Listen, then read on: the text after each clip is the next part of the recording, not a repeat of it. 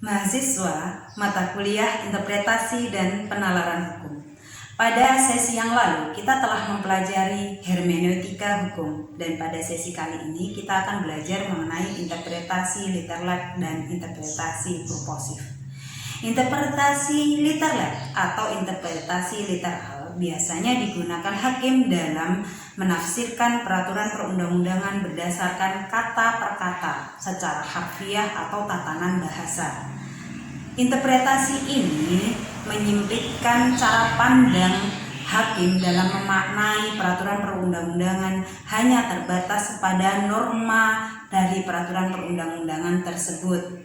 Nah, pada interpretasi purposif adalah interpretasi yang dilakukan hakim tidak hanya pada normanya tersebut, tetapi pada latar belakang atau tujuan dari pembentukan peraturan perundang-undangan.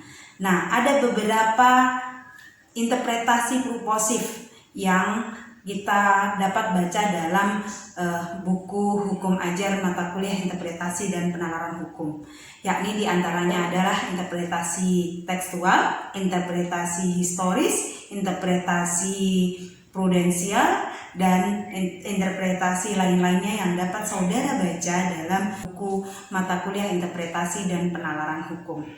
Interpretasi purposif ini dapat menggeser kewenangan yudikatif, di mana dalam trias politika kita kenal bahwasanya yudikatif hanya berwenang dalam menegakkan peraturan perundang-undangan yang dibentuk oleh lembaga legislatif.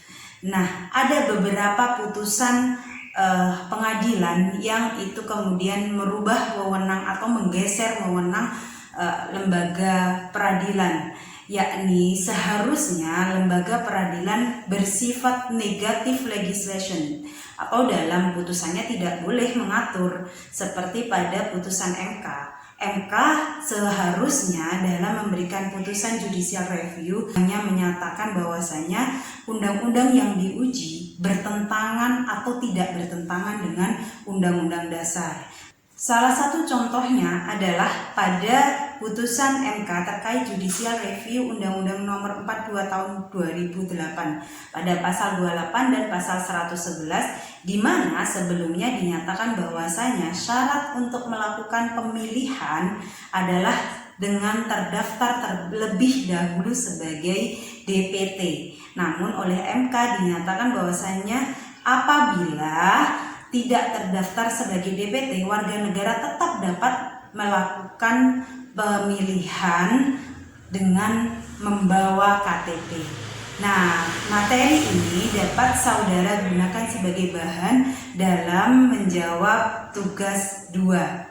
Demikian yang saya sampaikan, semoga saudara dapat mengikuti mata kuliah ini dengan lancar dan lebih aktif dalam diskusi dan menjawab tugas yang diberikan sesuai dengan waktu yang ditentukan. Terima kasih.